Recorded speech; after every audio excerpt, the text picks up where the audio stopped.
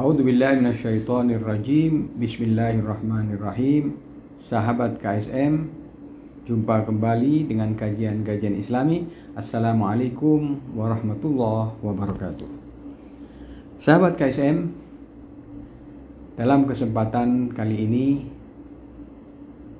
saya akan membahas soal bagaimana nanti penduduk surga itu hidup. Kenikmatan-kenikmatan apa saja yang akan diperoleh oleh penduduk surga atau penghuni surga. Tentunya kita merujuk kepada ayat-ayat Al-Quranul Karim.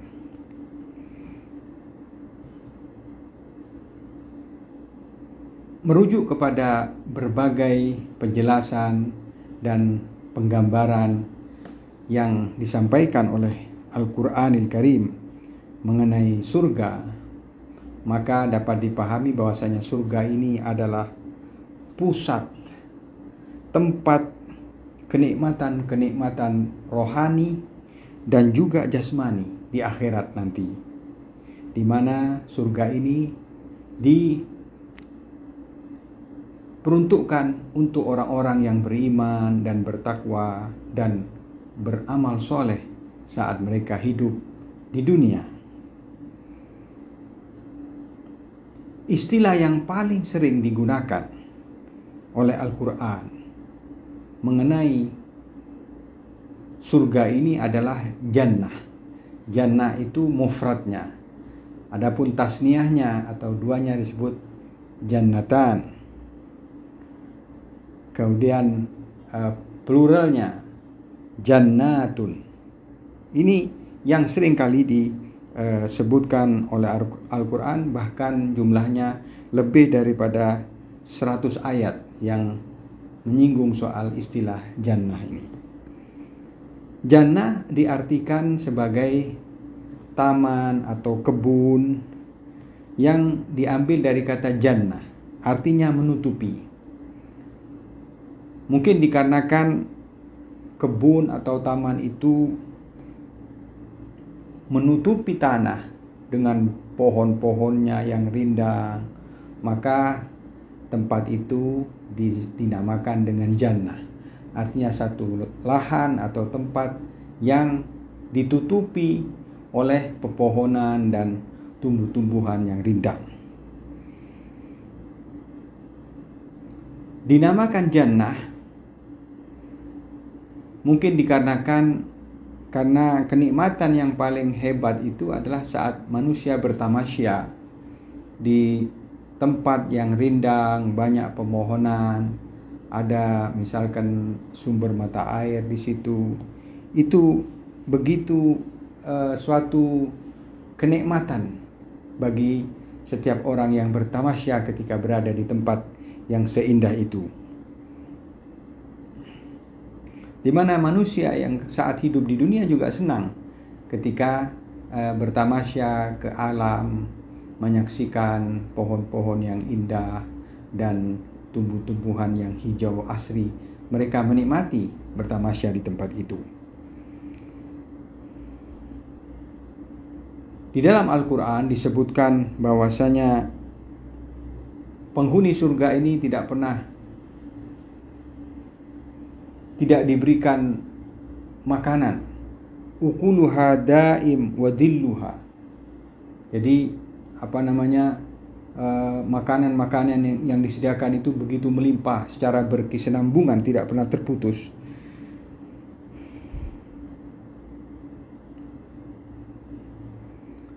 Merujuk kepada ayat-ayat Al-Quran, maka kenikmatan surgawi nanti itu terdiri dari dua jenis.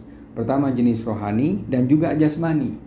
Karena ada mungkin perselisihan pendapat, ada yang mengatakan nanti kenikmatan-kenikmatan di surga itu hanya rohani. Tetapi mayoritas ulama mengatakan merujuk kepada Al-Quran, kenikmatannya itu bersifat jasmani dan juga rohani. Di antara kenikmatan-kenikmatan jasmani yang disinggung oleh Al-Quran adalah sungai. Maksudnya kenikmatan-kenikmatan bendawi yang saya maksud ya, adalah sungai, dan kerindangan-kerindangan pepohonan yang begitu indah, ya. Tajri min tahtihal anhar. Sungai-sungai itu mengalir, di mana di atas sungai itu ada semacam pepohonan-pepohonan, kemudian muncul mata air di celah-celahnya. Itu sifat-sifat yang digambarkan oleh puluhan ayat Al-Quran, di mana kita memahami bahwa kelak nanti di surga itu banyak sekali sungai-sungai kecil dan juga sumber-sumber mata air di bawah pepohonan yang rindang.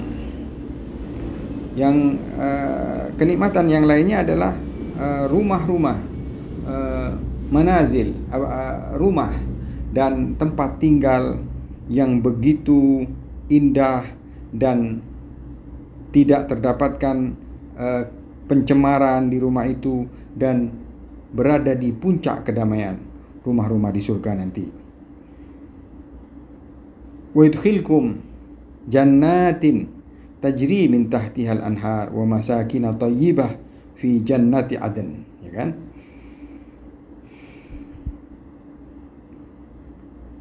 Mari kita dengarkan ayat Al-Quran ini. يغفر لكم ذنوبكم ويدخلكم جنات تجري من تحتها الأنهار ومساكن طيبة في جنات عدن ذلك الفوز العظيم. Selain itu juga terdapat permadani, hamparan-hamparan permadani yang begitu indah, dan dipan-dipan yang tinggi, tempat-tempat tidur yang tinggi, di mana para penghuni surga itu duduk di atas permadani yang indah itu, dan juga menyandarkan dirinya di dipan-dipan yang begitu istimewa nanti di surga. Kemudian juga makanan-makanan surgawi terdiri dari buah-buahan yang begitu membuat selera. Semuanya disiapkan untuk penduduk surga. Mari kita dengarkan ayatnya. وَفَاكِهَةٍ مِّمَّا يَتَخَيَّرُونَ. Di surat Tur ayat 22 juga disebutkan bagaimana penduduk surga diberikan buah-buahan dan lahmin, daging yang begitu lezat. Selain itu juga diberikan minuman-minuman yang menyegarkan, yang begitu baunya harum. Minuman itu aromanya harum sekali dan begitu menyegarkan. Kita mari dengarkan di surat Mutaffifin ayat 25. يسقون من رحيق مختوم. Juga diberikan khamr, tapi khamrnya itu tidak sama dengan di dunia. Dia tidak memabukkan, tidak menghilangkan akal, melainkan kelezatan yang begitu klimak. Selain itu juga pakaian-pakaian yang begitu hebat dan istimewa, dan perhiasan-perhiasan itu semuanya diberikan untuk penghuni surga, dan pakaian-pakaian itu begitu indah dan mahal. Kemudian diberikan gelang-gelang dari emas dan pakaian-pakaian yang terbuat dari sutra yang super istimewa. Ini disebutkan di surat Kahfi ayat 31. Kemudian juga dipersiapkan khadim, para pembantu, para pelayan yang selalu siap untuk melayani para penghuni surga. Walaupun para penghuni surga ini apabila berkehendak akan siap sendiri, namun juga disediakan para pembantu-pembantu yang siap melayani mereka dan selalu bertanya apa yang bisa dibantu oleh para pelayan tersebut. Ini disebutkan di surat Waqiah ayat 17 dan 18. Jadi disiapkan pelayan-pelayan yang masih remaja, yang selalu membawa cangkir minuman untuk diisikan lagi khamr untuk para penghuni surga.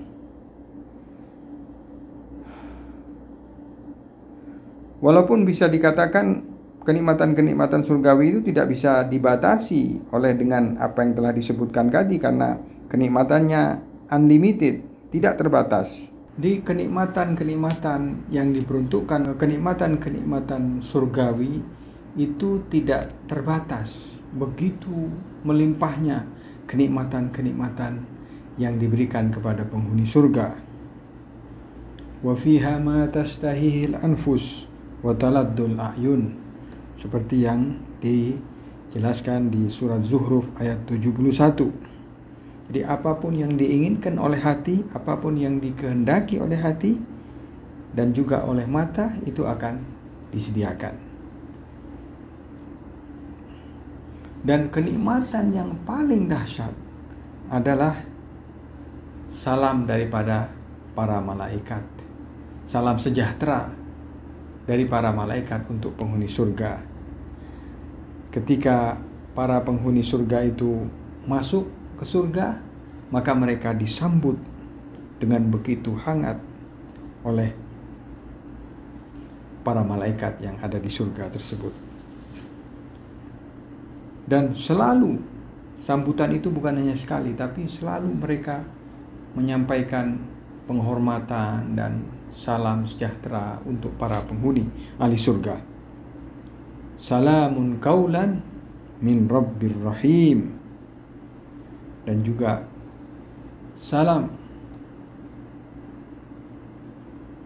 yang disampaikan dari Rabbir Rahim, dari Rabb yang Maha Kasih dan Maha Penyayang.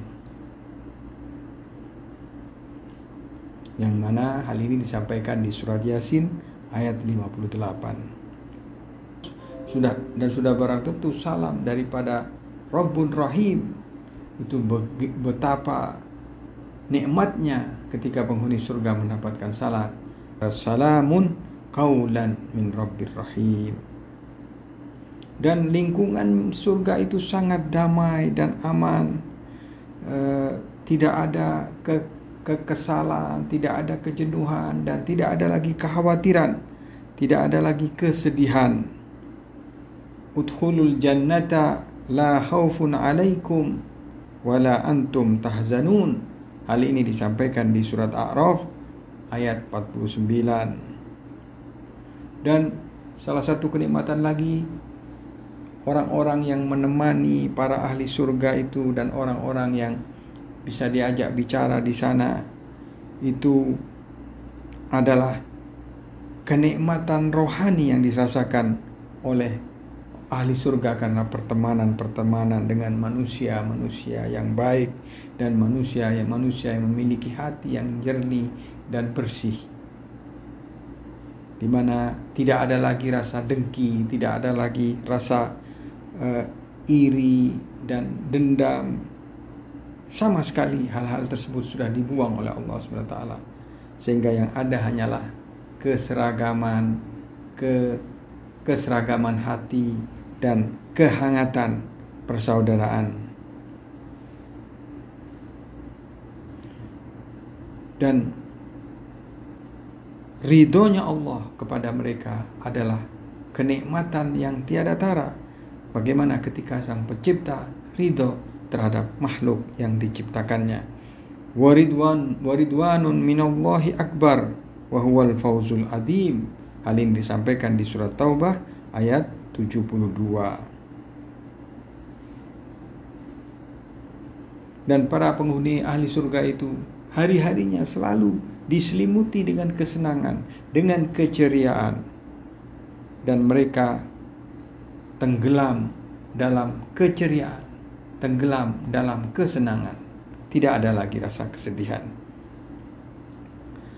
Alhasil ikhwan sekalian, sahabat KSM, begitulah sedikit banyak gambaran tentang bagaimana penghuni surga akan hidup kelak berdasarkan ayat-ayat suci Al-Quran. Semoga hal ini menjadi penyemangat kita untuk meningkatkan amal-amal soleh, sehingga kita nantinya bisa menjadi bagian daripada penghuni surga. Amin ya rabbal alamin. Billahi taufiq wal hidayah. Wassalamualaikum warahmatullahi wabarakatuh.